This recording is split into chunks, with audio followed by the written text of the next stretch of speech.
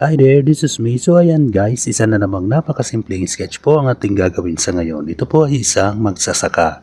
Ang farming o pagsasaka ay nagbibigay ng trabaho at pagkain sa mga tao. Nakakatulong ang pagsasaka sa pagunlad ng lipunan at ekonomiya. Nakagagawa ang mga magsasaka ng mas magandang kalidad ng pagkain at napagaganda rin ang klase ng lupa na pinagtataniman ng mga tanim. Ang mga magsasaka ay naglalarawan ng isang mahalagang papel sa ating lipunan dahil sa mga sumusunod na rason. Ang mga magsasaka ay nagtataguyod sa pagkakaroon ng sapat at dekalidad na pagkain para sa bansa.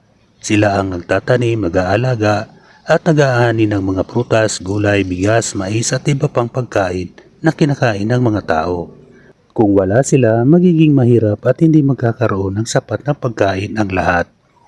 Ang sektor ng agrikultura kung saan sakop ang mga magsasaka ay mahalaga sa ekonomiya ng bansa. Ito ang nagbibigay ng trabaho at kabuhayan sa maraming tao. Ang mga produktong agrikultura ay isang malaking bahagi ng export ng bansa. Ang pagiging magsasaka ay isang tradisyon at kultura na ipinamamana sa mga susunod pang henerasyon. Ang pagpapanatili ng mga pamamaraan at kaalaman sa pagsasaka at pangingisda ay ang nagbibigay daan sa atin na masiyahan at maunawaan ang kahalagahan ng kalikasan at ating kapaligiran. Sa kabuuan, ang mga magsasaka ay naglalarawan ng isang mahalagang papel sa ating lipunan. Tinitiyak nila na may sapat na pagkain, magandang kalikasan at maunlad na ekonomiya. Sila rin ang nagpapanatili ng ating tradisyon at kultura. Ang kanilang papel at mga kontribusyon ay dapat nakilalanin at suportahan upang mapangalagaan ang ating kinabukasan.